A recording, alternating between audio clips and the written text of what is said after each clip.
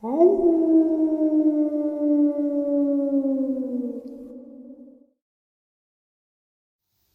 greetings and salutations, everyone. I hope everyone is still doing well, and welcome to today's bonus upload, a Saturday afternoon bonus that gets us a little closer to tonight's live stream, Saturday Nightmares, live from New York. I hope to see you all there, 12 a.m. Eastern Standard Time. Before we jump into this bonus, though, a couple links. As many of you know, I rely on Patreon, PayPal, channel membership, and the merch to help the channel to continue to grow and go. Links to Patreon, PayPal, and channel membership is in the description below. Merch displayed directly under the video. Also, Dogman Frightening Encounters, Volume 1 through 3, the audiobook versions.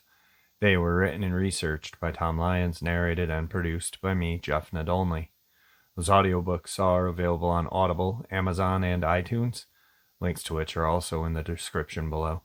And finally, last but definitely not least, if you'd really like to help support the channel to continue to grow and go, simply subscribe. It does not cost you a cent. Click that like button. It takes half a second.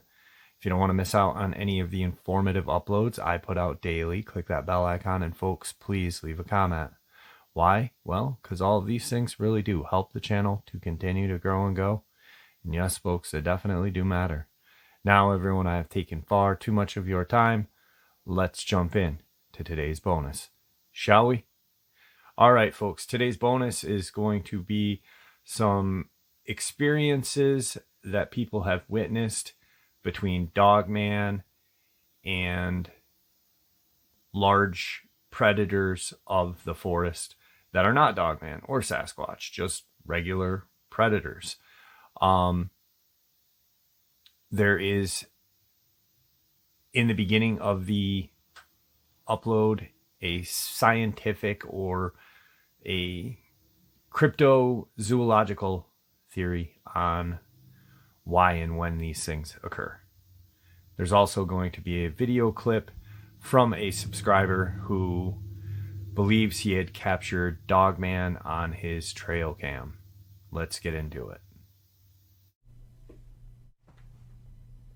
Dogman and Bigfoot would share their habitat with bear and invariably lead to encounters between the two, and these seem to have the potential to perhaps turn violent under the right circumstances.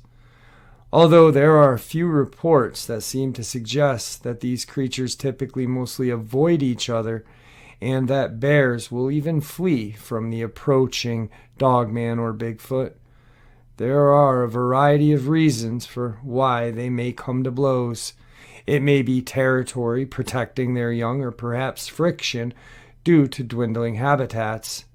If these species share the same diets, violent encounters may erupt over competition of a dwindling food supply as well. It could even be something as simple as one being startled by the other and going into an aggressive mode.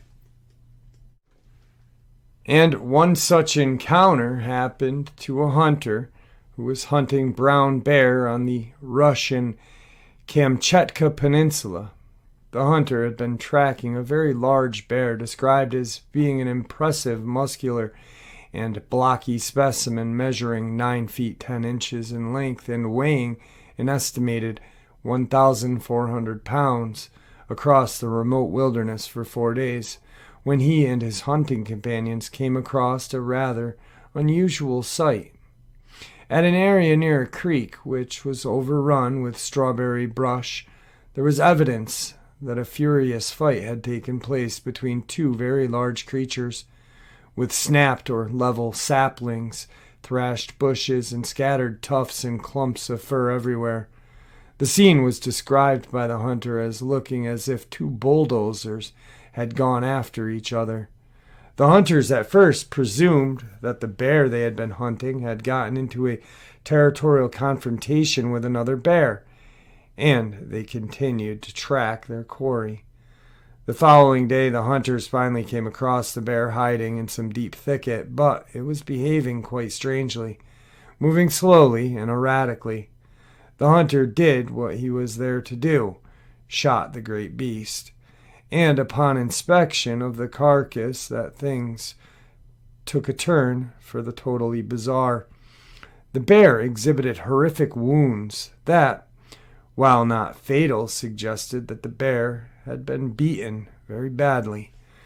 Additionally, the wounds themselves were very unusual for a bear fight, with huge tracts of fur pulled out along the stomach and chest, as well as claw marks on their chest and bite marks on the back of the neck and shoulders, as if something very powerful had grabbed it from behind, wrapped its arms around the bear, and fiercely began to bite it. It at first was assumed that it may have been attacked by a tiger, as in Siberia it is not unheard of for brown bears to have altercations with Siberian tigers, and the tigers are even known to actively hunt bears from time to time. But other details seem to defy this idea. For one, the claw marks were too wide and shallow to be those of a tiger, and one seemed to be in opposable thumb position. Additionally, the missing patches of fur seemed to have been pulled out as if by a large hand, and neither tiger nor a bear would be able to grab chunks of fur and yank them out like that. The bite marks were also found to be kind of rounded and were in a wide horseshoe-shaped arrangement, similar to that of a baboon or a large canine.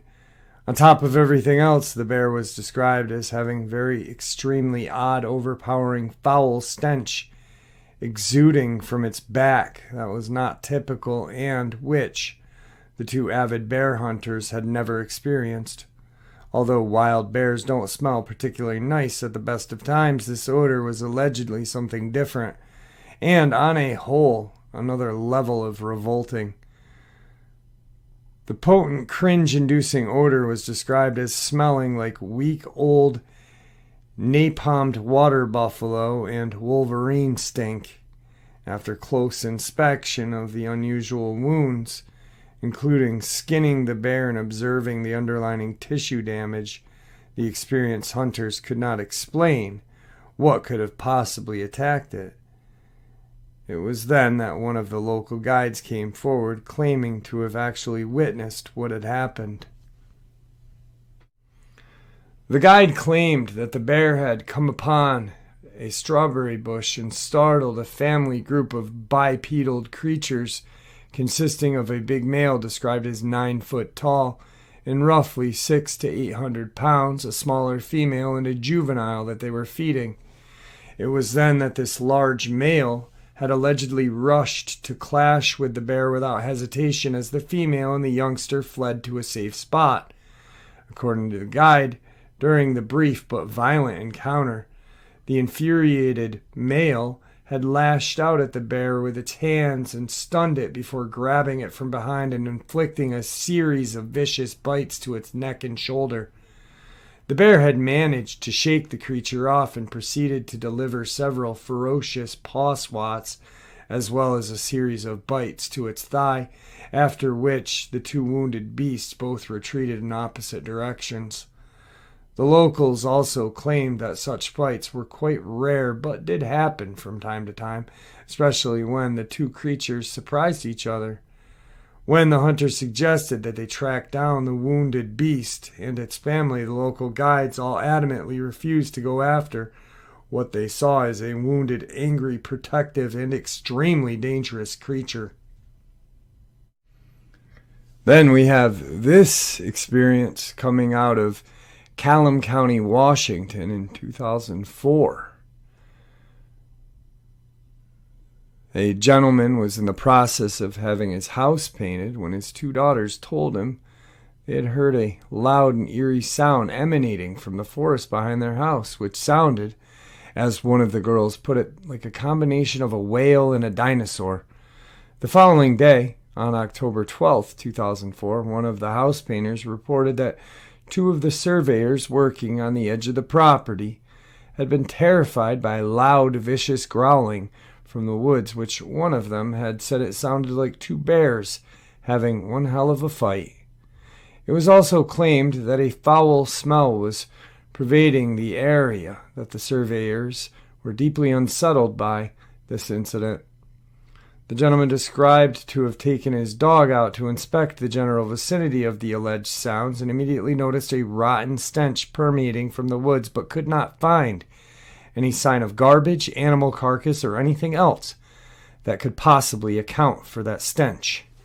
2 days later, when the surveyors returned to work, the gentleman questioned them about the incident. They claimed that during the whole fight, there had been that terrible smell hanging in the air, and that the apparent confrontation had been so violent that the fir tree had been seen to be shaking like a twig from something heavily smashing into it. One of the surveyors claimed that after the fight, one of the creatures, whatever it was, had headed south across the road towards Olympic Mountain in a big hurry, crashing loudly through the underbrush as it went, although he did not get a good look at it. When the surveyors took the gentleman to the site of where they claimed the fight had taken place, they flat out refused to enter the area without a gun. And the gentleman went into the brush by himself. The ground and bush there was found to be torn up very badly, indicating that something big had indeed been fighting there. And it was also noted that several branches had been snapped off a large fir tree, which were so high up that the 6'1" gentleman was unable to reach them. An examination of the forest floor turned up a potential footprint, seemed human-like, with a clear big toe, and reported to be measured at 15 inches long, 4 inches wide at the heel, 5.5 to 6 inches at the top. As the gentleman ventured deeper into the forest to an open area nearby, he found more definite similar-sized humanoid prints, which had toes that seemed to curl into the wet dirt. Interestingly, there were also bear tracks found, as well as fur from what appeared to be a lynx or cougar pressed down into the forest floor, although whether these had anything to do with the incident or not is anyone's guess. The strange, haunting vocalizations would continue for several more nights after the incident.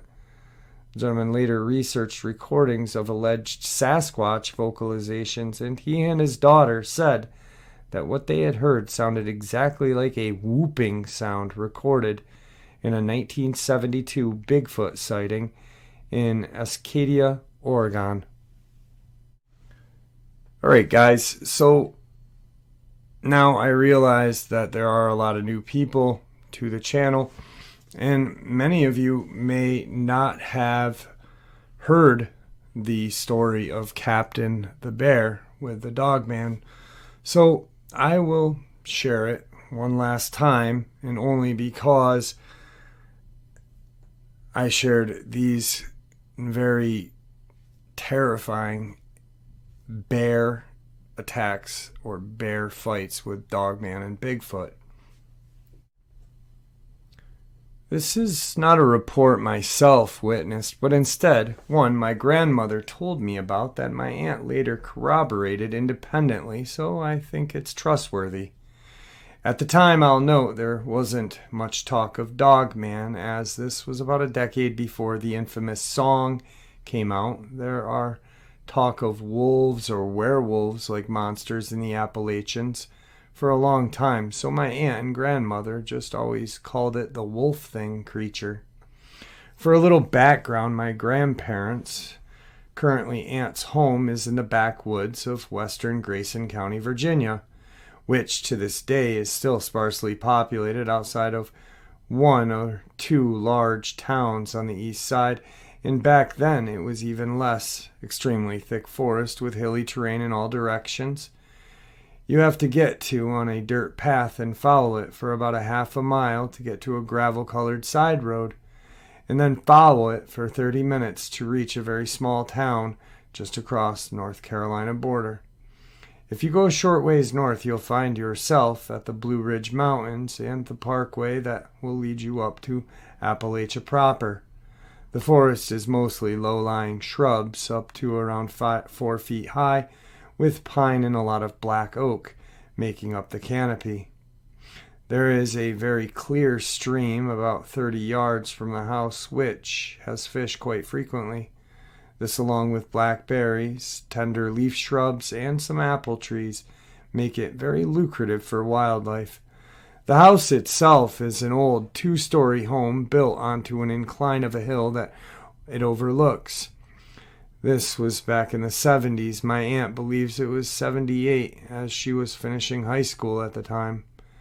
My father had graduated from college and was going into the Air Force, so he was already moved out. My grandfather, although he was old enough to retire, liked to remain busy, so he worked his old job as an electrician and power pole technician, just now in an advisory role because he was getting up in the years. He had just gotten the contract down in North Carolina, so he was away from the house for about a week and a half. This left only my 17-year-old aunt and my grandmother at the house. As I said, there usually was a lot of wildlife in the area. A typical morning for my grandmother was making breakfast and sitting out on her porch watching the deer and rabbit eat the shrubs. Sometimes she would also see or hear a bobcat, fox, coyote. On one occasion, a mountain lion and her cubs strolled right past the house. One animal she was familiar with in particular was a very large black bear who could be recognized by folks around these parts from the white patch on his chest and a hole in his left ear. My grandmother nicknamed him Captain because he had a habit of sitting on his haunches and reaching up with his paws to pick apples, a motion that looked like he was saluting. Captain was a very big black bear and was not very aggressive unless tested. He seemed to have an agreement with my grandmother and grandfather that if they left him alone, he would leave them alone. He just strolled by the house every now and then to have some blackberries on the bushes or apples that had fallen down, which meant he came by the house's yard often, as he was too big to climb trees much more, and the fruit trees around the house were low enough that he could just reach up and pick them. My grandfather guesstimated he was somewhere between 500 to 600 pounds and roughly 6 feet tall, as my grandfather once measured some scratch marks he had left on the trees. During the week, my grandmother noticed a fairly sharp decline in the animals nearby. It was the latter part of summer in the wet season, so most of the plants were in full bloom and the leaves were at their tenderest. Yet she couldn't see hide nor hair of any rabbit or deer coming to graze. A coyote she had heard yapping every night for the past month seemed to vanish. A few neighbors, by neighbors I mean people who lived within 5 miles, who stopped by told her something had taken their dog and their chicken coop had been smashed into. They assumed a mountain lion that lurked about had done it, since it was the only other thing that could feasibly take down a large farm dog, as they had seen Captain, the only other predator nearby big enough to take down an 80-pound farm dog, the day after in a completely different area, gorging himself on a dead deer. They checked around and couldn't find anything. The next night, my grandmother was woken by my aunt, who told her she had heard something bang against the side of the house. They checked around in the morning after and found one of the deer butchered with a bloody smear on the wall. Judging from the way the gravel was disturbed, the deer had been walking by the house when something ambushed it, and in a struggle it got smacked against the wall. My grandmother, having grown up in the woods, was familiar with predatory kills and methods. Mountain lions tend to jump on the back and rake their claws across the flanks to hold on and bite their neck. Black bears will usually just break the neck or the back with their paws while biting the head. And there are rare occasions coyotes attack deer. They usually do it by biting down on the inside of the leg and twisting to rip the muscle and arteries. This kill clearly had the throat ripped out. But there were not any claw marks to be found anywhere.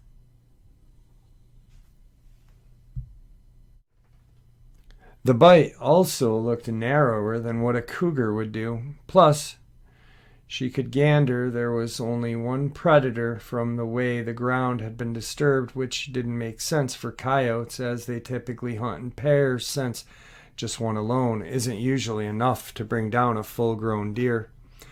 After disposing of the carcass, the next few nights were relatively uneventful, except for the fact several times my aunt or grandmother would be woken in the middle of the night by the sound of something panting outside of the house. Now, in these woods, you can hear a pin drop. It's close enough. At some points, they could swear the animal was making a panting sound directly on the outside wall. One day, my grandmother was picking some berries when she noticed what looked like dog tracks of a very large hound going through the mud flat bordering a nearby stream. Thinking it may be the missing farm dog, who had maybe just ran away, she followed the tracks until she heard something loudly growl at her from across the stream. She looked to see a partially obscured face of what looked like a large, bulky, brown-colored coyote or wolf standing in the thicket on the other side of the stream. She quickly began to back away, glancing back only to check her footing on the slope that led down to the stream. When she looked back, she saw the very distinct canine face in much greater detail because the animal had moved out from under cover. But instead of stepping out of the leaves like she thought it would do, she soon noticed that it was instead standing on its hind legs and peering over the shrubs. Now, she had seen canines stand upright before. Dogs do it. Foxes can do it. Coyotes sometimes do it. It was the size that took her off her guard. She had been to that exact same thicket of shrubs just the other day, and her head only just barely reached the top, and my grandmother was around 5'3". This thing had a head pitched clear over the shrubs, with a little bit extra visible. And usually when a predator is making no attempt to hide, it's usually because they're trying to intimidate. My grandmother managed to back away to the hill without turning around, and when she started to get out of sight, the creature stepped out of the thicket on its hind legs. It strolled forward in a very uncanny way.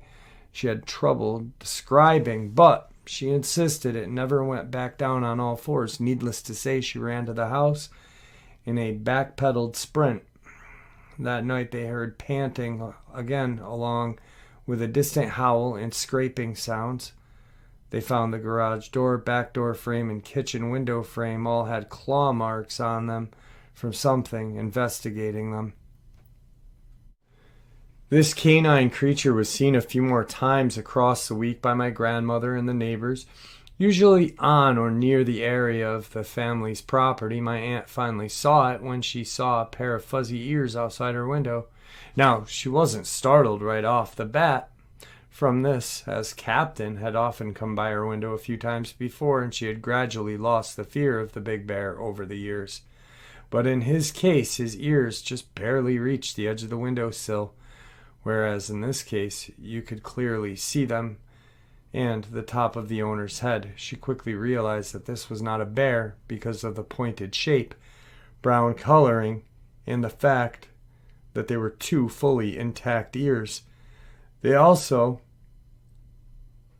started to detect a very pungent smell on the side porch door, one time finding what looked like a urinal or some other liquid stain on it, suggesting the animal had been scent marking it to claim the spot. It all came to a head on a Wednesday night when they heard howling in the distance growing closer. My grandmother flipped on the porch light and glimpsed the canine animal quickly sprinting across the lawn on its hind legs. Her sighting confirmed just how big this creature was. She had seen timber wolves at the zoo up to 150 pounds, and she was certain this was at least a bit more than twice that size.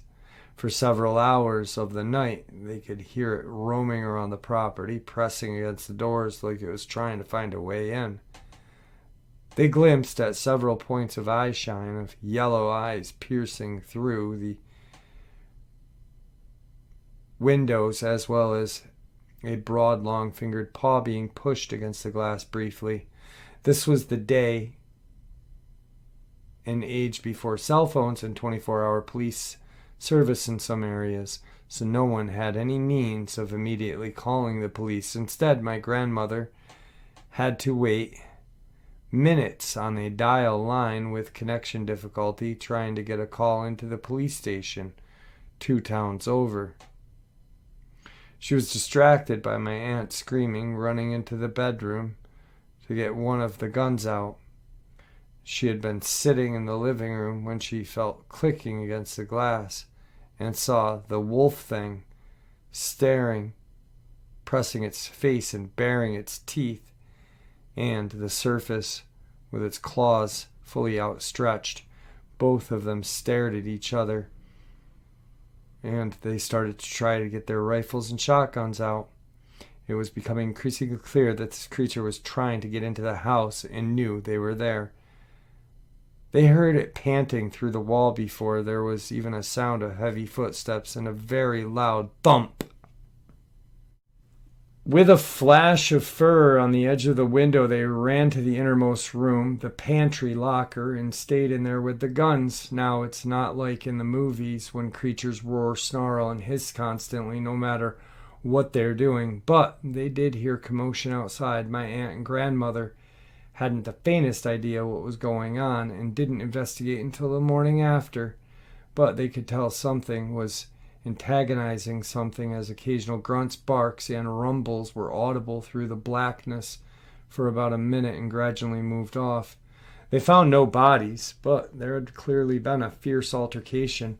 The ground was ripped up in multiple spots, the wall had a dent in it, and there were some oxidized blood traces on the grass and dirt. My grandmother also found a trail where something had charged through the shrubs and recovered several vague dog prints, as well as wider tracks moving in the same direction. The animals all seemed to come back by the end of the week, and the howls stopped.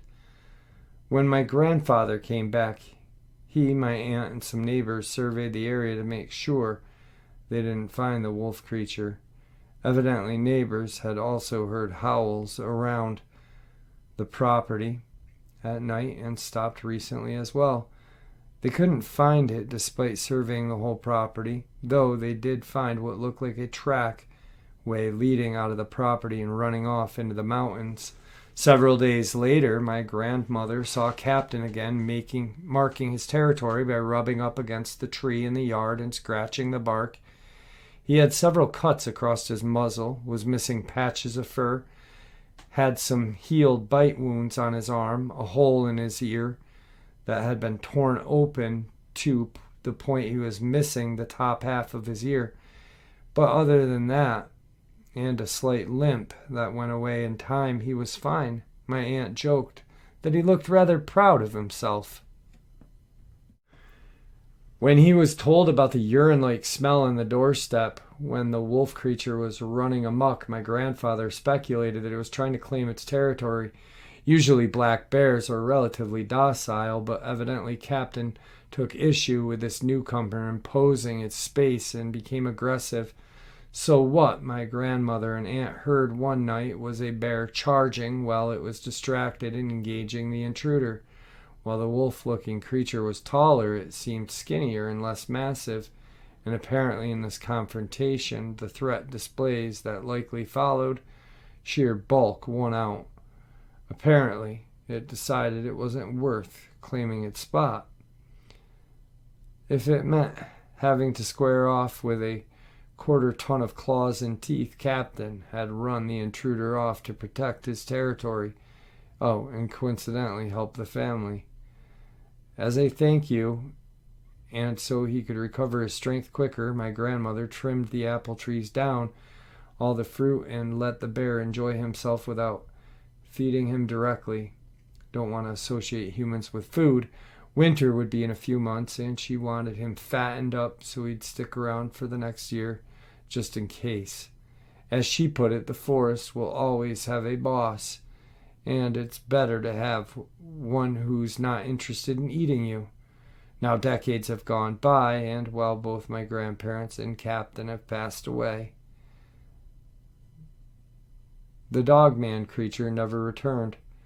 There's been about 3 black bear who moved into Captain's place since, and each has grown about as big as he was. Thankfully, that seems to have been enough to ward off any large creatures. All right, folks, some very interesting experiences or brush ups between Dogman and predators that the public is aware of. Here is that very interesting video clip. You guys decide.